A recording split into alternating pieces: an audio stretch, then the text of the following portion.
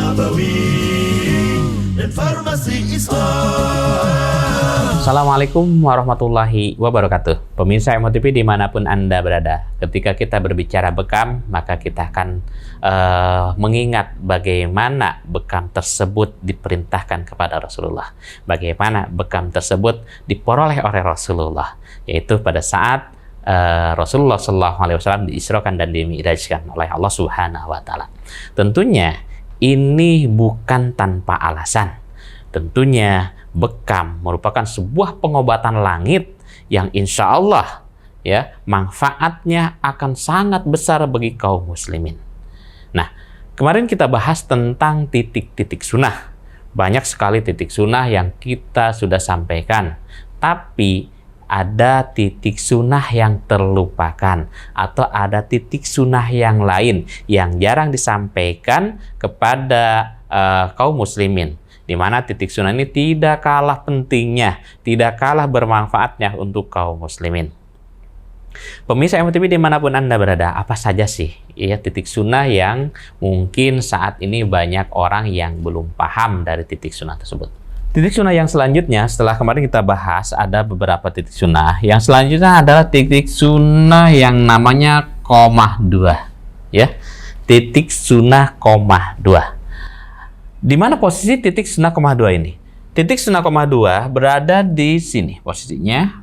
Jadi titik sunnah qomah 2 ini posisinya berada di tonjolan tulang kepala bagian belakang.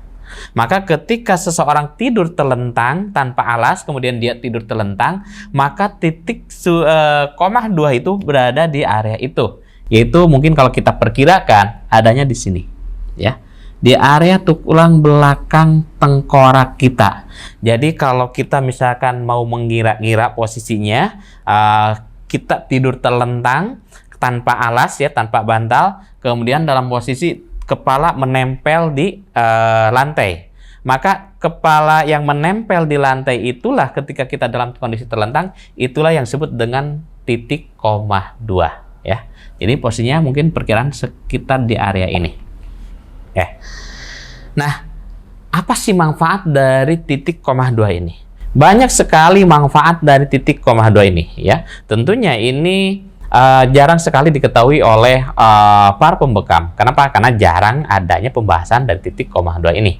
Posisi titik qomah 2 ini seperti ini kita di belakang. Kemudian manfaatnya yang pertama adalah untuk gangguan masalah sakit kepala ya. Untuk gangguan sakit kepala. Nah, nanti kita akan bahas untuk sakit kepala apa, nanti di bawah kita akan sampaikan. Kemudian juga untuk masalah gangguan pening ya. Pening ya di daerah jidat ya, ataupun juga tadi sakit kepalanya juga bisa di area pokoknya ada di area kepala, ini bisa dilakukan pembekaman di area titik qomah 2 ini.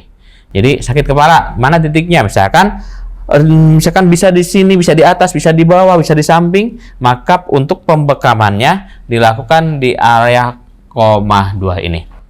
Kemudian yang selanjutnya adalah masalah pening ya, pening. Orang yang mengalami gangguan pening, pusing ya, kelimpungan, ini juga bisa dilakukan di area titik qomah 2 ini. Kemudian yang selanjutnya adalah masalah gangguan tuli, berarti gangguan pendengaran. Nah, untuk gangguan pendengaran, maka ini perlu adanya pemeriksaan dulu ya, adanya pemeriksaan yang disebut dengan radiologi ya. Untuk radiologi maka nanti akan dites, akan dicoba bagaimana dia mampu mendengar suara yang dikeluarkan dari alat radiologi tersebut. Maka nanti akan menentukan apakah tulinya tersebut karena gangguan syaraf yang rusak, atau tuli tersebut bisa karena banyaknya kotoran di telinga, atau tuli tersebut bisa juga disebabkan karena ada tekanan udara. Jadi orang yang berada di posisi ketinggian ya, itu bisa mengakibatkan seorang menjadi tuli. Ataupun orang yang menyelam ya, orang yang berada di kedalaman air pun itu bisa mengakibatkan dia menjadi tuli. Makanya kita pahami dulu, apakah tulinya tersebut karena gangguan saraf, kemudian juga karena apakah ada tekanan, atau juga karena apakah karena kotornya di area telinga. Makanya pemahaman di sini untuk koma 2 ini adalah untuk tulis secara umum sebelum nanti kita melakukan terapi sesuai dengan akar masalahnya. Ya, sesuai dengan akar masalahnya. Nanti kalau misalkan tulinya karena gangguan saraf, nanti ada lagi tambahannya. Ada lagi terapi yang lainnya. Tulinya misalkan karena tekanan, biasa untuk tekanan udara ini bisa cukup dengan melakukan terapi di area koma 2 ini. Kemudian juga atau tulinya karena kotor ya. Karena kotor seorang bisa mengalami gangguan tuli juga. Ini yaitu dibersihkan dulu. Dibersihkan, ketika sudah dibersihkan, kemudian bisa dibantu dengan melakukan pembekaman di area koma 2 ini. Nah, kemudian yang selanjutnya adalah kaku di lidah. Nah, ini sering ada orang mengalami gangguan kaku di lidah. Lidahnya itu susah untuk digerakkan. Ya, lidah susah untuk digerakkan. Nah, penyebabnya banyak. Ya, penyebabnya banyak. Nanti insya Allah kita bahas apa salah satu penyebab dari seorang mengalami kaku di bagian lidah itu. Salah satu adalah penyebab dari kaku lidah itu adalah karena masalah gangguan angin. Ya. Nah, nanti akan berhubungan dengan bagaimana seorang mengalami gangguan valvesi ya. Valvesi karena gangguan angin atau bisa kena stroke ringan. Ya, makanya biasanya ini akan mengalami kaku di area lidah. Maka pahami dulu penyakitnya, gangguannya, kemudian penyebabnya. Nah, kalau misalkan kita misalkan karena kita tidak paham untuk mengalami untuk gangguan ini, oke, ketika seorang mengalami kaku di bagian lidah, insya Allah bisa dilakukan di pembekaman di area ini. Tapi ketika kita tahu akar masalahnya, penyebabnya, mungkin ini hanya sebagai referensi yang lain ya. Jadi ada beberapa titik yang lainnya. Nah, selanjutnya adalah gangguan yang mempengaruhi kemampuan seorang berpikir. Bisa pikun atau mungkin juga lemot ya kalau artinya dia itu susah dalam berpikir. Ataupun juga kalau misalkan anak-anak ini dalam belajar susah menyerap masalah pelajaran. Ya, di sekolah mungkin susah ketika disampaikan dia susah untuk menerima pelajaran dari sekolah, ataupun juga tadi kembali kepada masalah usia orang tua ya, karena kondisinya ini pikun, mempengaruhi pikirannya, mempengaruhi rasanya, maka ini bisa dilakukan di area koma 2 ini ya.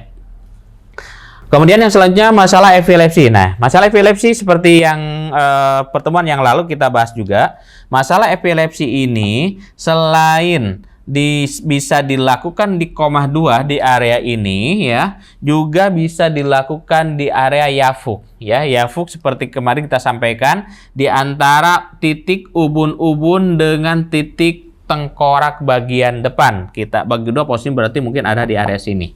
Kita pahami dulu ubun-ubunnya di mana ya, kemudian ujung tengkorak depannya di mana, baru kita bagi dua. Nah, selain itu bisa juga yaitu dengan melakukan pembekaman di area koma 2 ya. Area koma 2 ini berada di sini ya. Ketika kita terlentang ya, posisinya ya mungkin kalau kita ini bisa di area ini aja ya. Ya, di antara kalau kita bagi dua antara area biasanya ada kelincir ya sini dengan area ini tulang leher bagian belakang, kemudian kita bagi dua. Itu kalau misalkan diperkirakan seperti itu. Tapi kalau misalkan ingin akurat kita tidur telentang, biasanya itu adalah posisi di mana yang menempel ke lantai ya, itu adalah titik koma 2. Kemudian yang selanjutnya adalah leher kaku. Nah, leher kaku juga ini bisa dilakukan di area koma 2. Selain bisa melakukan pembekaman di area ahdain ya, di daerah titik yang sunnah yang lain, kemudian juga beberapa juga bisa dikatifain ya.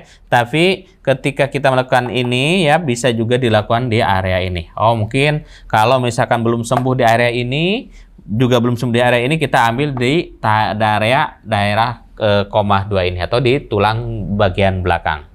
Kemudian yang selanjutnya adalah pusing. Nah, ini biasanya pusing yang disebabkan oleh gangguan vertigo.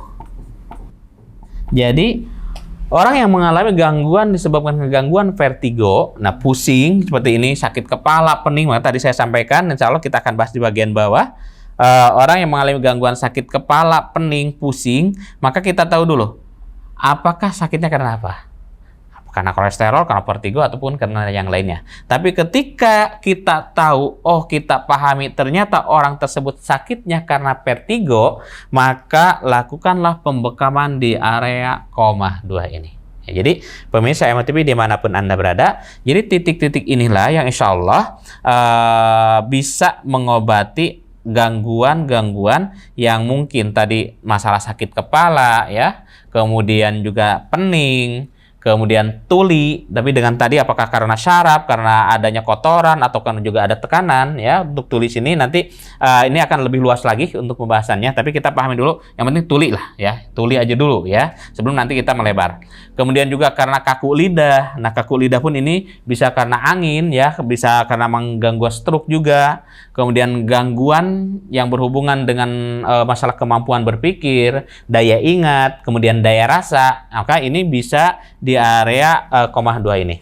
Kemudian selanjutnya adalah masalah epilepsi ya, epilepsi seperti kemarin kita sampaikan, yaitu bisa di yafuk ataupun juga di koma 2. Kemudian leher kaku, kemudian vertigo, dan tentunya ini semua masih banyak yang bisa kita bahas ya, dan yang berhubungan dengan gangguan di area kepala. Jadi titik koma 2 ini sebenarnya lebih cenderung berhubungan dengan gangguan yang berada di area kepala ya. Ini sakit ya di kepala, pening kepala, tuli ada posisi di telinga di kepala, kemudian kaku bagian lidah pun sama di kepala. Kemudian ya gangguan masalah kemampuan berpikir ya, ini pun sama karena ini berpengaruh dengan masalah otak. Kenapa? Karena posisi otak ada di area sini, maka ini pun posisinya di area titik koma 2. Kemudian juga epilepsi, leher kaku, dan pusing karena vertigo. Oke. Baik, pemirsa MOTV dimanapun Anda berada, itulah yang bisa saya sampaikan tentang titik sunnah yang lainnya, yaitu titik koma 2. Insya Allah kita akan bertemu di lain waktu dan kesempatan, tentunya dalam program yang sama, mengenal lebih dekat Tibun Nabawi. Demikian, wassalamualaikum warahmatullahi wabarakatuh. Tibun Nabawi dan Farmasi Islam.